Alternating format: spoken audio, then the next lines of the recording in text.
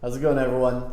Welcome to our show. This is our Ask a Trainer Live, and we're doing this so we can educate the masses and kind of just bring awareness to all the different training facts that are out there. We have a list of questions. Oh, Bethany, I interrupted you. Go. I'm Bethany. And I'm Sparky.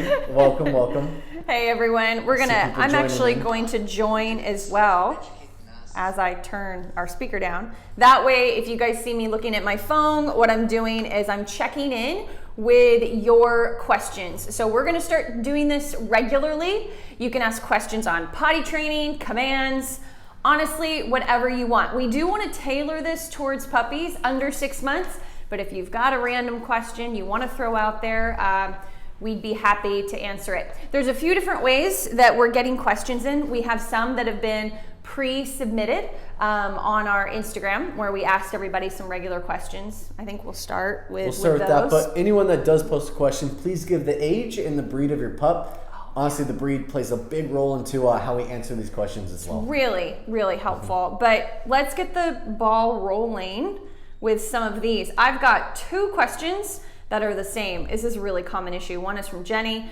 one is from African Cocoa Butter.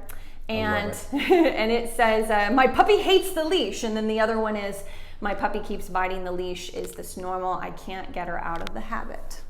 So it's actually quite normal. Anytime your puppy bites the leash, usually it's their way of kind of being like, I want to control that walk. I want to control what we're doing. A lot of times what we'll do there is we'll take food, we'll touch it to their nose, and we'll try to lure their nose away from the leash, just to kind of grab that focus back. And what a lure means is it means that you touch the treat right to their nose, and when you get their focus, then you slowly move it in a direction so they follow it. So instead of them trying to chase down that leash, they're chasing down the treat instead, and then you gain focus. What do you want to say, Bethany? You guys got to understand that the leash is a foreign concept to a puppy. They have no idea what it means. To them, it's just something that holds them back from life. And so they get honestly pretty upset about it. So definitely practice inside. I think that's probably the biggest mistake we see.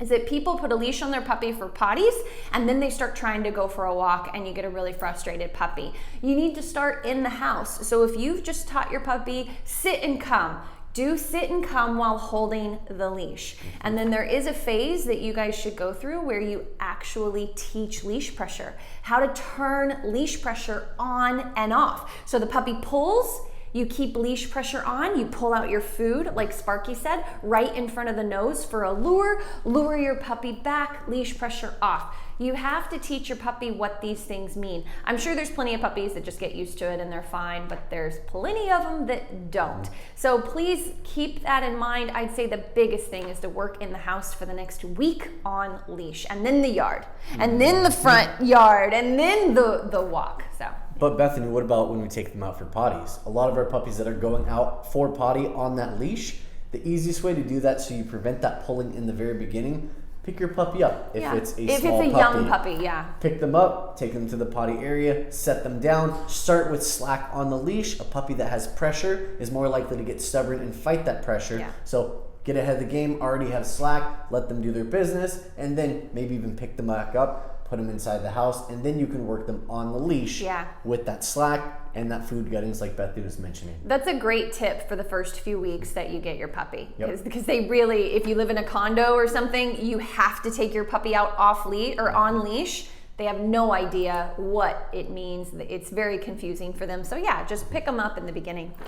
All right. Oh, before we move on, guys, if there's ever a point where you can't hear me or Bethany, we're on a single mic right now. We had some technical difficulties with our other one. The technical difficulties is we forgot the adapter, so we have one mic. Let us know, please. We can make adjustments. We want you to be able to hear both of us. Yeah, just give us a comment in case you can't hear Sparky, which isn't that important. As long as you can hear me, you're okay. I talk loud. I'll be heard. All right. Let's do. Oh, okay. I'm gonna give this one to you. This is from Daniela. How do you encourage a softer mouth? Currently, my puppy chews up every toy that he owns.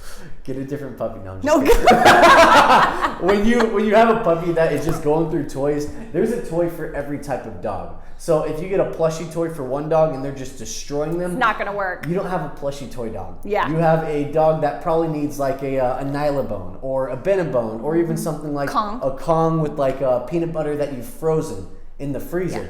So it's something that works with their teeth. I think of like little pitty pups. Yeah. They need hard toys. If you have a little dog that's eating like the stuffing out of the toy, you need like a Snuggies toy where it doesn't have any stuffing inside of it. So there's a lot of different toys. We could even give a couple suggestions, just those 5 or 6 being like the main ones that we do suggest. Yeah. But yeah, you got to find the right toy for your pup. You can't limit the way that they chew on a toy. That's just how your dog does it. You do need to teach your puppy drop it, which you can do almost right away. As soon as you see some drive to grab a toy and grab onto it, you should immediately be teaching drop it. But yeah, he's right. There's lots of puppies that will not do good with those types of toys ever. Not the threaded, what are the cloth? No, they're not cloth. The tug toys that have the strings of fabric. The whip toys. Yeah, a lot of those, they're not good for, they're not even meant for you to give your puppy and then leave. They're meant as interactive toys only. So controlled play. Yes. So any of those types of toys, a ball as well. I wouldn't leave a puppy alone with a ball. So anyway, anything like that that's meant for fetch or tug and to teach drop it, that's not a toy that's meant for your puppy to have and you walk away. The list of toys that he listed are much more safe, and then of course you always want to keep an eye on your puppy. That's why the Kong manufacturers, they have the puppy version, I think they're pastel, then they have the next version red, then they have black. They have different levels of color based on the chewing intensity of your puppy or dog for safety reasons, because that kind of thing is really important. But there's nothing wrong with your puppy. You don't need to teach them to chew softer. Those toys aren't meant to be left with most puppies, I will say. Honestly, most chewing toys, we're always going to monitor our dogs just to prevent any choking hazards or anything like that. Yep. Canine life coach said so true. Thank you. Thank you, Canine life coach. We appreciate you. All right. My puppy is not as obedient as she used to be, and now I have to kind of snap at her nose. Is that okay? Well, I don't really know what the snap at her nose means, but I do know, I've seen this with agility trainers too. It's like this kind of hey and this like tap on the front of the nose. I have seen some trainers use that. We personally don't love that. If something is working for you at home, I'm not gonna tell you it's bad, it's wrong, don't do it. But I will tell you that we personally don't do that or love that idea. What we do like to do is a little bit of blocking. Give me some space, go away. I don't mind that, but it's more body language, facial pressure, leash work, relationship rather than something that's a bit more intense, sharp, and physical. I'd say that's kind of where we fall on that spectrum. But I think the question, about my puppy's not obedient as she used to be, that's really common. You want to take that one? Yeah, when we fall into that role, that means that you've done some training, they've gotten to a certain point of obedience. And good job. Yeah, props to you. Yeah. But when you hit that level of obedience, there's still maintenance required. So when we work with owners, we train them for 2-3 months, and then when they graduate our program, they go 6-7 months of really like keeping up with the training. Then the dog hits a year or 2 years, and they fall back a little bit, which is honestly really normal. We get messages from people, time. 8 months old, I woke up one morning and she's forgotten everything. So fall back to your basics. Yeah. Don't have the same level of pressure of working with your puppy and expecting that same result. Fall back to come sit down, stay with lots of food luring, lots of guidance, a little bit of leash pressure and leash guidance, and then you can work your way back up to where they once were. But having that high expectation with a pup that's kind of forgotten a lot of that, not even forgotten, just a teenager. Yes. I think it's choosing weird. not to do it until we work them back up to that point. I think the biggest question we get when puppies are starting to get a little older, 5, 6, 7, 8, 9, 10 months old, is they, well, first of all, you're tired of carrying food around all the time. And second of all, they stop responding to food because they are no longer the cute kid that wants to go to work with mom anymore. No. They don't want to follow you around. They want their own life. They want to go out with their friends. They want to go chase the bird. And their friends is every dog that you see on that walk. Yes, Every exactly. dog. Exactly. So your style of training has to change. More accountability, maybe more back to more structure in the household. If you were doing structure because of potty training, that's not the only reason to do structure. And so anyway, those rules, those boundaries, earned rewards, earned affection, earned cuddle time. When your puppy becomes a teenager, those are all things that you have to take into consideration. And then something he mentioned, I always forget to say this, and he always says it, that's why we make a good team, which is about the expectations of your puppy. It's not that your puppy forgot everything or learned less. It's that they're an adolescent now, so they're becoming more independent. And so if you have this cute puppy that follows you around and would rather be with you than, greet the neighbor, that changes at 1 year old. So your expectations have to change, and the style in which you're reinforcing commands has to also change. We have a big strong thought of going back to basics in any new situation. With more accountability. Yes, more accountability. Yeah. So if you work inside of your home and you're like, my commands are great, I can do a stay from 30, 40 feet away, recall is perfect, sit right in front of you. Recall is come as recall. Sit right in front of you. Whenever they come to you outside, you probably won't have that. Maybe in your front yard you do, but then you do it on the sidewalk. You do it from them saying hi to your neighbor. Go back to your basics. Start with the leash, build up to a long leash, use your food, use some leash guidance, and then you can eventually cut back on that as they work themselves into that new situation and work through that maturity and that I guess it's honestly just adolescence. Them pushing boundaries. And not to oversimplify it, but the first 2 years that you own your dog, sometimes 2 to 3 years, they go through a lot of emotional and hormonal stages, even if you spay or neuter. It's just like your kids do. Basically, kids 0 to 18 is a dog 0 to 2. So that's what you're dealing with. So if it feels like you got a lot of highs and lows, yes. So unless you have a lab, then it's 4 years of a lab, yeah. No. My golden retriever that I grew up with, she was nuts till she passed away. She just slept more, which was nice. Yeah. Sleep time is great. Nap time. Perfect. All right. I don't think we've had comments, but we haven't had any actual questions come in yet. So I'm going to refer to the ones that came in early. Let's see. Oh, my puppy. Oh, you want to do the top one? Okay. I like that one. Why don't you read that one? So what things should I work on first week with my puppy? On the first week with my puppy. I love this one. You do the commands and I'll do the other stuff. Commands, we like to do just all the basic commands, like teaching them to listen for their name and come a couple feet with lots of momentum, you stepping back and having them follow you, teaching them their name and asking for a sit, sometimes even just teaching them their name, getting eye contact and rewarding for that. Easy things. If your dog makes a lot of progress, move up to asking for a come, reward, and then sit, reward, and then releasing them to get that little mental disconnect after. Go. Place and crate right away. Place and crate, but I'm not sure if you guys know what place and crate is. So crate is obviously like their crate, but place is teaching them to go to a designated area like a dog bed on command and staying there until you release them. So puppies love targeting, so they love to jump on something and then get rewarded. Yep. So it could even be 1 second, half a second. Place, good, break, woo! Dog has a great time. They love being rewarded for targeting and then being released. As they get older and older, you can build up on that. But hey, we're still in first week, so go, your turn. Okay. So I believe there's a huge misconception of how much you can teach your puppy in the first week. If your puppy is driven, which means if they will take food from you, if they're not shy and still warming up, if they're already playing with the toy, chasing the kids around, eager for their food, you need to be doing a lot pretty quickly. Everything he said on top of waiting for their food bowl. You can go ahead and teach an 8-week-old puppy to be patient for their food bowl.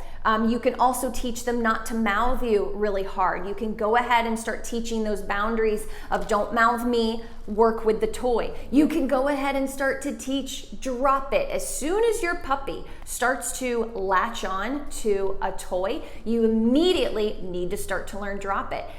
You can start doing thresholds pretty quickly once your puppy, as long as your puppy's not scared of going outside, you can go ahead and have them sit for food at the back door. Now, I'm not gonna make them wait there like I would an adult dog, but they can go ahead and get in the habit of I sit at every back door and front door threshold. Waiting in crate, you can do it day one. And so what I mean by that is puppy goes in crate, they go in and out, 20 times. It's not an issue, no big deal. That's one of the first things we might do.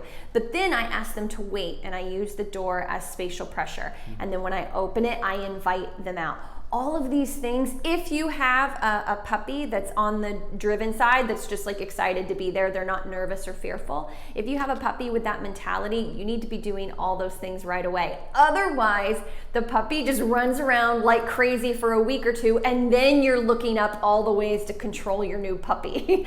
So you can start with those things really, really quickly. Exception is nervous, fearful puppies. Sometimes it can take 3 to 7 days for a puppy to even warm up and want to come out of crate excitedly or follow a ball. Obviously, the expectations change with that. If I have a puppy like that, all I'll do for 3 to 7 days is place, because it's a target for fun. Jump on place. I'll do crate. And then what we call the relationship game, which is what he kind of touched on with just follow me around, just come for food with lots of momentum. I just want my puppy to follow me around when I ask. So I'll use their kibble or whatever food they're on. By kibble, I mean whatever food they're eating. Even if it's wet food, I will put a glove on and I'll give them pieces of wet food and have them follow me around the house. And then I'll teach them to go to a designated spot like crate, to also teach them how to be away from me. You mentioned just sorry, let me interrupt you real quick. You mentioned spatial pressure. Oh yeah. And spatial pressure in the crate is your door. The door. So when they go in the crate, some puppies will just shoot right out. So as they go in, kind of keep a hand to block them. Close that door. Yeah. Pause for a couple seconds. Slowly open it an inch or two.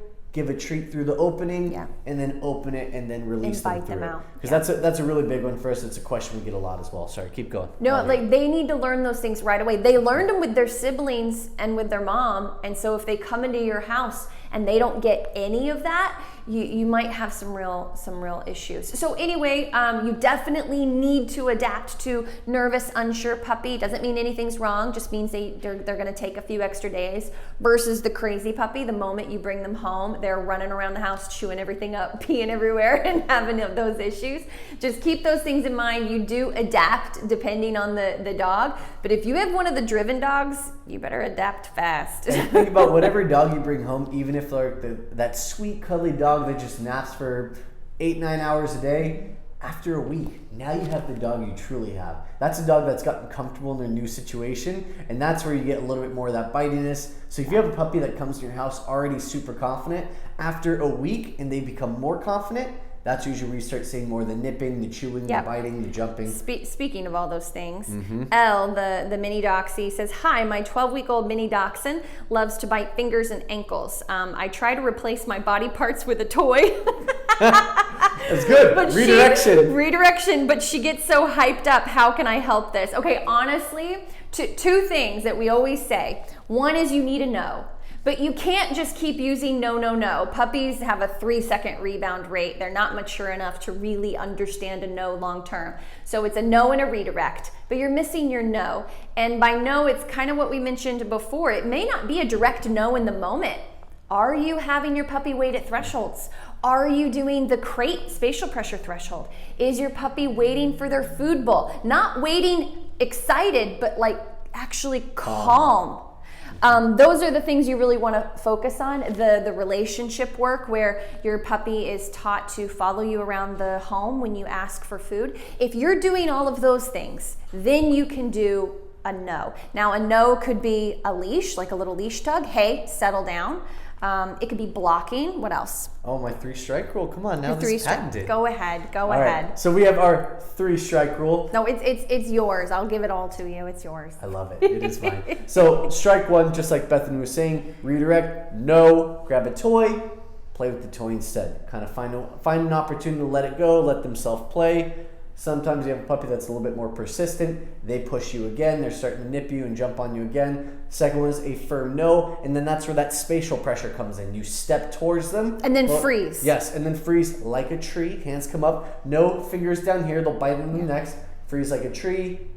They kind of get bored, they kind of wander off. Yeah. And then strike 3, this is the most important strike because it can be done incorrectly. We take all the emotion out, just calm breath, calmly pick up your puppy, put them in their crate, close it, lock it, walk away. Yeah. It's never emotional. The calmer you are, the more neutral you become and less energy you exert when you put them in there, because crate is never a punishment. All it is you got too much of something, we can't help you with it right now, and you need to kind of go settle in there. So it's like a timeout minus the punishment association to a timeout. Yeah. You want to tag on? Yeah, your puppy is a little bit young for pet corrector. Pet corrector squirts out air, and it's a good interrupter. So it interrupts the cycle of arousal. So I would freeze, no, and then I would just squirt it next to my side or in the air. It does that sound. And then the puppy's like, what was that? And then I'm like, puppy, come, here's your toy. So it interrupts the cycle of behavior. Your puppy is a little on the young side for that, but if you're doing everything that we mentioned before, because that's key, if you don't have a relationship and you start trying to tell your puppy no, you're only gonna create frustration. So having that relationship and teaching impulse control in other aspects of their life is key for everybody. Just FYI, it's our disclaimer. Something a lot of people ask us as well is, but I have a great relationship with my dog. We sit on the bed all the time and I pet him and I cuddle with him and he just sleeps in my arms. That's an affection relationship. Yep. Bethany is actually referring more closely to the training relationship. Building a companion-based, guidance-based, respect-based, leadership-based, all those, buzzwords that you hear. It's Structure, boundaries. Yeah, it's like, well, what does that actually mean? Well, we've listed several things for how you can achieve that. Okay. We have a 1-year-old puppy, so adolescent puppy. We have a 1-year-old puppy that is a scavenger, loves to pick up sticks and grass when we're walking. Is this something he will grow out of? No. Sorry. Should I have delivered that more softly? I'm sorry. Well, maybe not. I'm not training, sure. yes. With training, he yes. will. Okay, anyway, any tips to stop this? Yes, quite a few.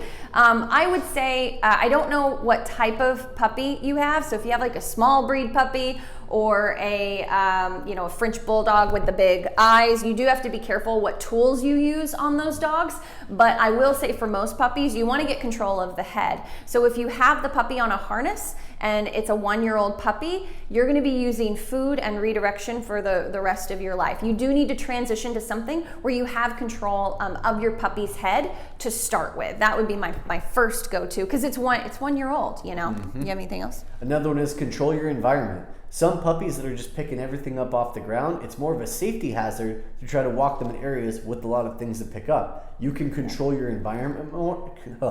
Control your environment more by taking them to controlled areas. If you live in an apartment building, you have hallways, usually up and down your building. To build good habits. Mm-hmm. To build and then good you can habits. move to the grass out in front of your home, the sidewalk in front of your home, just kind of police like any cigarette butts on the ground, sweep those out of the way. You can build your way up to them, not picking up everything, but you got to control the environment that you start with. Yeah, exactly. Okay, my dog is terrified of children. Help. I don't know how old your dog is, so I can't really reflect on how much of a chance you have, at overcoming this. But I do believe that a dog of any age can greatly improve. My 2 top tips is, first, you need control. A control of your dog and control of the environment. So your obedience needs to be on point. That's what I mean by control your dog. And you have to control your environment. So if I'm working with a nervous dog, maybe 15 feet out from where a park is, where kids are playing, and I have a kid zoom over to me, can I pet your dog? I am not only going to say no nicely, but I'm going to kind of shift my body language so my dog sees it kind of in front of them and be like, oh no, I'm sorry, we're training actually. Thanks anyway. And I'll smile and I'll be nice about it, but my dog sees me control my environment, so they get much more relaxed. And then you add the element of food on top of it. Do you have anything else to add? No, I love that. Advocating for your dog is such an important tool, because then your dog looks to you for guidance rather than automatically reacting in fear to the child running up. Yeah, exactly. All right, Cooper. Oh, do you have some? A couple questions come in. How do I increase stay duration? That's number 1. So we had a couple questions come in. 1, how do I increase stay duration?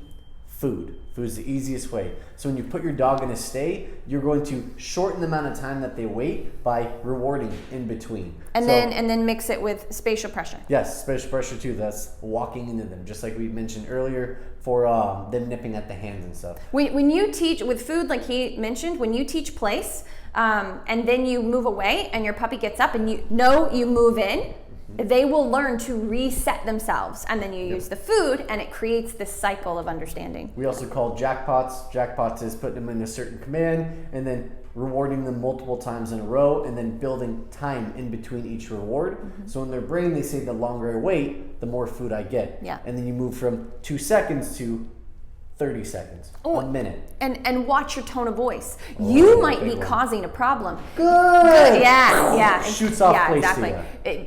Good. With puppies, truly, with most of the puppies we get in, of course, we get a lot of puppies from breeders, so they're bred to like do a job. But at 12 weeks old, we're like, good.